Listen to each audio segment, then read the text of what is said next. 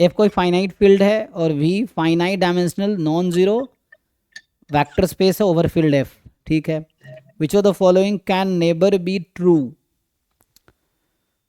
F finite field है, ठीक है, V finite dimension non zero vector space है, जीरो स्पेस नहीं है। V is a union of two proper subspace. V is a union of three proper subspace. V has a unique basis. तो ऐसे दिख गया ना, ये तो गलत हो गया ना, बेसिस यूनिक थोड़ी होता है। ए वेक्टर स्पेस है इनफाइनाइटली मेनी बेसिस, है ना। एक बेसिस तो इनफाइनाइट होता है, यस। हाँ हाँ, बेसिस तो इनफाइनाइट। हाँ, है ना, क्योंकि बेसिस तो आप कोई भी linearly independent n set consider कर लेंगे जो स्पैन कर रहा है तो हो जाएगा। और इवन इंडिपेंडेंट होगा उस वेक्टर स्पेस का इन एलिमेंट चूज करो जो इंडिपेंडेंट है तो स्पैन करेगा ही। तो ये है, तो ये सी गलत हो गया ना यहाँ पे, तो ऐसे नेबर भी ट्रू, तो सी तो नेवर ट्रू होगा। वी कह रहा है यूनिक बेसिस है, तो यूनिक बेसिस है तो ट्रूथ होगा नहीं। अब बोल रहा है भी has precisely two basis, M S क्यों है क्या। Which of the yes sir. Following can neither be true, तो एक तो सी नेवर ट्रू होगा, यूनिक बेसिस होता नहीं है। B has precisely two basis, ये भी गलत है। प्रिसाइजली टू बेसिस का क्या मतलब है कि दो ही बेसिस होगा, तो दो तो नहीं, इन्फिनाइट बेसिस होगा, तो दोनों गलत है। अब आते हैं 1 2 पे, तो वी जो है यूनियन है टू प्रॉपर सबस्पेस का, तो हो सकता है यूनियन, अच्छा यूनियन में नॉट बी ए सबस्पेस ना, ये चीज़ है। Yes. So union of subspaces में not be a subspace, but ये पूछ रहा है कि ऐसा हो सकता है कि कोई वेक्टर स्पेस अपने टू सबस्पेस का यूनियन हो जाए, तो कर सकते हैं ऐसा कुछ। उसने टू डिसजॉइंट तो नहीं बोला है, तो जैसे आर स्क्वायर ही है एग्जाम्पल के लिए, वी जैसे आर स्क्वायर है, तो आप एक ऐसा सब स्पेस बना लेंगे, मान लीजिए एक्स कॉमा वाई, जहाँ x more than equal to zero है, तभी मैंने क्या ले लिया, राइट हाफ ले लिया। और W2 में ले लूँ x comma y such that x is less than equal to zero. अब इसका यूनियन लेंगे तो क्या हो जाएगा, तो वैसे तो बन जाएगा।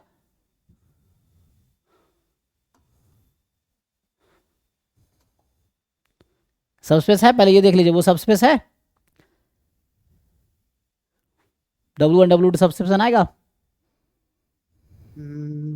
क्या होना चाहिए, जीरो जीरो होना चाहिए, कोई भी एलिमेंट उठाएंगे स्केलर मल्टीपल होने चाहिए।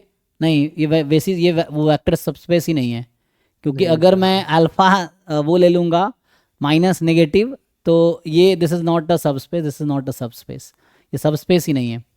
क्योंकि अगर जब अल्फ़ा टाइम हम एक्स वाई कर रहे होंगे ना, अल्फ़ा अगर मैं यहाँ पे नेगेटिव ले लूँ तो ये नेगेटिव हो जाएगा, लेकिन पॉजिटिव कह रहे थे, बेस सबस्पेस ही नहीं है। तो ऐसा बनाने की कोशिश करते हैं जहाँ पे यूनियन हो जाए, ऐसा बनाइए, कुछ ऐसा लीजिए जो यूनियन हो जाए, मतलब है ना यूनियन। अच्छा क्या थ्योरम होता है, W1 यूनियन W2 कब सबस्पेस बनाता है। इधर W1 कंटेन करना हाँ पड़ेगा। जी, W1 this is subspace if and only if, ऐसा रहता है, या only if if. W1 is contained in W2 और W2 is contained in W1, यही होता है।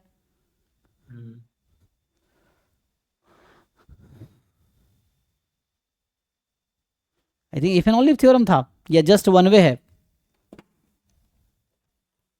ये थ्योरम इफ एंड ओनली या वन वे है, बताइए सोच के।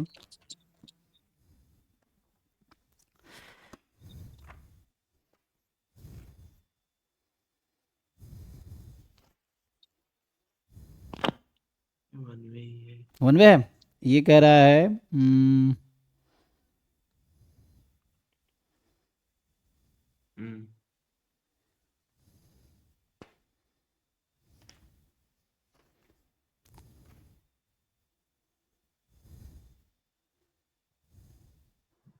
बोथ वे होता है। बहुत वे है ना। सो देखता हूँ लिखा है तो इसी बुक से था।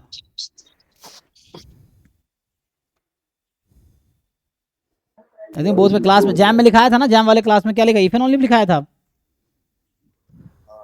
तो ये आई थिंक दोनों तरीके से है, ठीक है। तो जिसमें चेक कर, मैं इसी बुक से लिखाया था, तो ये मेरे पास ये है, क्या नाम है इसका, फ्रेजवर्क वाली बुक है। सो ये कहता है, यह है इसी बुक से मैंने दिखाया था उस समय, तो एक बार चेक कर लेता हूँ जस्ट कंफर्म करने के लिए।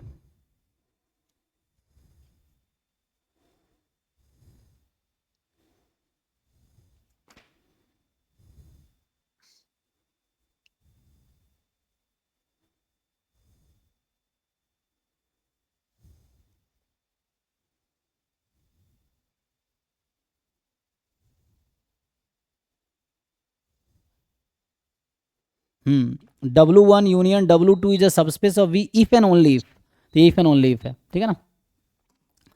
तो this is if and only if. आपकी वॉइस इको हो रही है। आई थिंक उनका अवनीश का माइक ऑन है इसीलिए। हाँ, तो ठीक है ना, ये if and only if correct है। तो W1 union W2 is subspace if and only if I double F है ना, if and only if double implies है। सो W1 दिस, हाँ ठीक है, W2 सबसे डबल, या तो ये होगा या ये होगा, ये if and only if result है। तो इसका मतलब है, अब सोचिए क्या ऐसा कोई दो प्रॉपर सबसेट बना पाएंगे आप जिसका यूनियन हो जाए? तो ये तभी V के इक्वल आएगा जब आपको या तो W1 को लेना पड़ेगा सबसे W2, तो एक तो इनमें से वैसा कुछ कंसिडर करना पड़ेगा। तो वैसा तो नहीं होगा, पहला मुझे लग रहा है पहला तो फॉल्स हो जाएगा। सोचिए दो सबस्पेस का यूनियन कब वेक्टर स्पेस के इक्वल आएगा? पहली बात तो ये सबस्पेस ही तभी बनाएगी जब ऐसा होगा, इक्वल आना बात की बात है ना। तो ऐसा लेंगे, अगर नॉन ट्रिवियल लेंगे तो नहीं होगा। अगर वैसे ले लो, मान लो W1 को आपने V ले लिया, जैसे मैं अभी R² कंसिडर कर रहा था। सो वेक्टर स्पेस मेरा R² है, V खुद W1 R² है, और W2 मैंने ले लिया x, y such that x is equal to y. अब तो ठीक है, तो अब ठीक है ना। तो ऐसा चल जाएगा। लेकिन नॉन ट्रिवियल लेंगे तो दिक्कत है, तो फिर वो एक दूसरे का सबसेट लेना पड़ेगा, और यूनियन तभी बनाएगा, तो नॉन ट्रिवियल तो नहीं मिलेगा, ठीक है ना। मतलब वो दोनों नॉन ट्रिवियल सबस्पेस हो, और दोनों नॉन ट्रिवियल सबस्पेस, प्रॉपर लिखा है ना, अच्छा प्रॉपर लिखा है, हाँ। तो V is a union of two proper subspaces. So अगर टू प्रॉपर सबस्पेस लेंगे तो पहली बात यूनियन आपका, मतलब अगर ऐसा हुआ या तो सबस्पेस लोगे तो दो कंडीशन है, एक तो V होना चाहिए, तो सबस्पेस W1 यूनियन W2 तो ये आएगा ही ना। अगर आप वो ले लेंगे तो प्रॉपर ले लेंगे, मान लो मैं ऐसा कहना चाह रहा हूँ कि W1 डिफरेंट है W2 से, अभी के लिए मान लो डिफरेंट तो ठीक है, W1 is different than V and W2 is different than V, ऐसा मान लीजिए। सो क्या W1 यूनियन W2 V हो पाएगा? तो ये तो तभी हो पाएगा ना जब कोई एक दूसरे का सबसेट होगा, और अगर एक दूसरे का सबसेट है भी तो होगा क्या, W1 यूनियन W2 या तो W1 होगा, या W1 यूनियन W2 या तो W2 होगा। जबकि ये प्रॉपर है तो ऐसा कभी हो ही नहीं सकता, है ना। या तो ये W1 के इक्वल होगा, अंडर दिस कंडीशन ये W2 हो जाएगा, अंडर दिस कंडीशन ये W1 हो जाएगा, एंड W1 W2 दोनों प्रॉपर सबस्पेस है, तो कभी V के इक्वल तो हो नहीं सकता, तो पहला ऑप्शन भी गलत है ना, तो ट्रू नहीं होगा। 3 की बात करते हैं, V is the union of 3 proper subspaces. अब 3 का सोचिए, तो इसमें तो 3, 4, 1 सब फॉल्स हो गया। अब 3 का सोचिए, 3 का हो सकता है? ऐसा कोई दूसरा बनाइए जहां पे 3 का यूनियन हो जाए।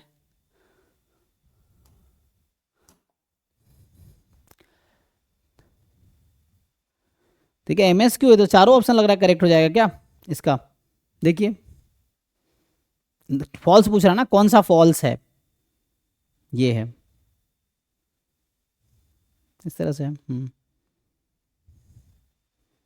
हमारा 2 के यूनियन को तीसरा नया नाम दे दो, तब भी तो वही है,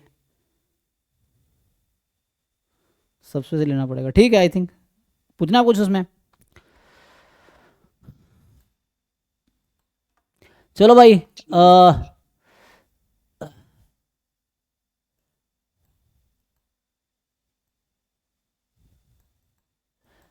आंसर ओनली ये दिया है। अब आप खुद ही लॉजिक लगाओ।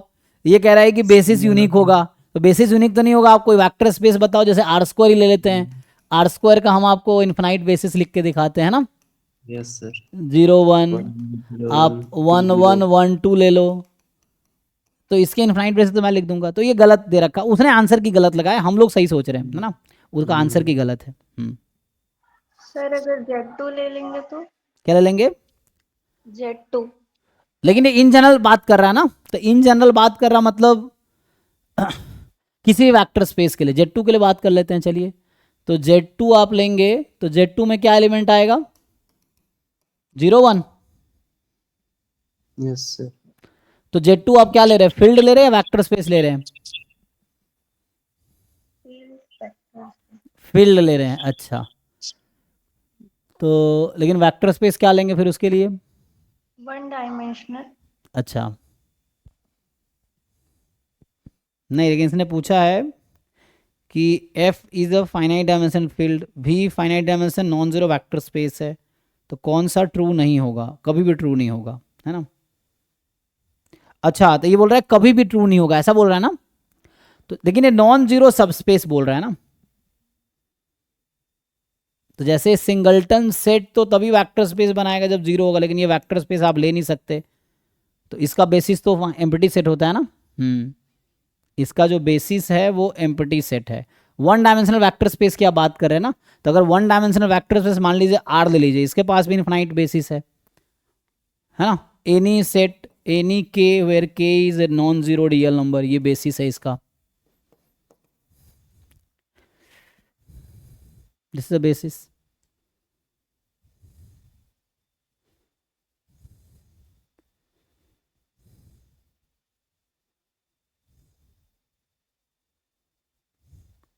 ये मुझे लगता है उनके टीम में जो लोग होगा ना, कौन हम जैसे लोग ही तो सोल्यूशन बनाते हैं या आपके जैसे लोग होते हैं, तो पहला ऑप्शन देख के ही लगा के आगे बढ़ गया होगा, ऐसा हो सकता है, क्योंकि बेसिस यूनिक जरूरी नहीं है।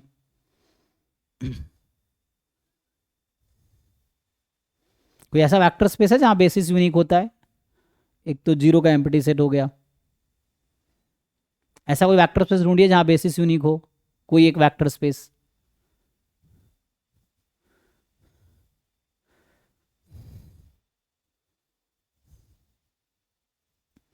है ना, क्योंकि ये जीरो स्पेस ले नहीं सकते, उसने कहा नॉन जीरो वेक्टर स्पेस है।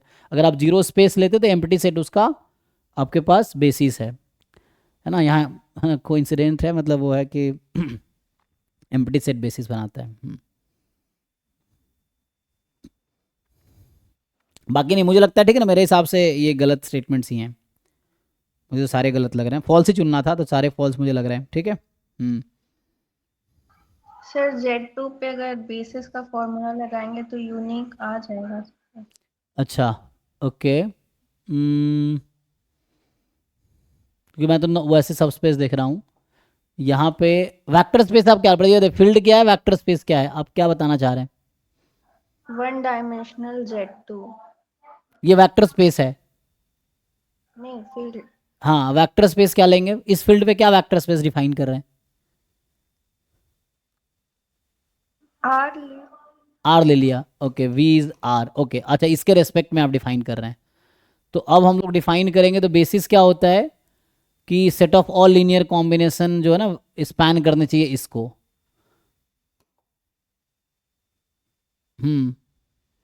तो बताइए बेसिस क्या होता है? Basis is a set containing some vector such that span of V जो है पूरा आर हो, है ना। यही डेफिनेशन है बेसिस का, और ये लीनियरली इंडिपेंडेंट होनी चाहिए। तो ये एल आई तो होगा, लीनियरली इंडिपेंडेंट होगा अगर वी नॉन जीरो है तो। हाँ, तो ठीक है। तो क्या लेंगे वी के जगह पे, आप क्या कहना चाह रहे हैं बताइए? बेसिस के लिए एक फॉर्मूला होता है, कार्डिनलिटी टू द पावर हाँ, n minus cardinality upon n factorial okay. से बेसिस फाइंड कर सकते हैं। हाँ कीजिए ना, क्वेश्चन यहाँ पे ये है कि क्या वेक्टर स्पेस में बेसिस यूनिक होगा, क्वेश्चन ये है। एक ही बेसिस होगा, देर विल नॉट अदर, चाहे वो डिपेंडेंट ही क्यों ना हो ना। सो हम लोग यहाँ स्केलर जो ले रहे थे, आप ये कह रहे हैं ना alpha V should be R, alpha V ना पूरे आर जनरेट करने चाहिए। आप ये कहना चाह रहे हैं अल्फा 0 या 1 लेंगे सिर्फ, यही ना। Yes, sir. तो पूरे आर जनरेट कैसे करेगा ये? तो वी क्या लेना पड़ेगा आपको? क्योंकि बेसिस ये होता है ना जो स्पैन करे वेक्टर स्पेस। स्पैन क्या करे कि any element of the vector space can be written as a linear combination of element of that basis, ये चीज है। तो पूरे आर को जनरेट कैसे करेंगे? एनीवे देखना पड़ेगा, मे बी आप सही कह रहे हो, but I don't have idea. So ठीक है जी, तो यहीं स्टॉप करते हैं फिर, अगर हो गया तो।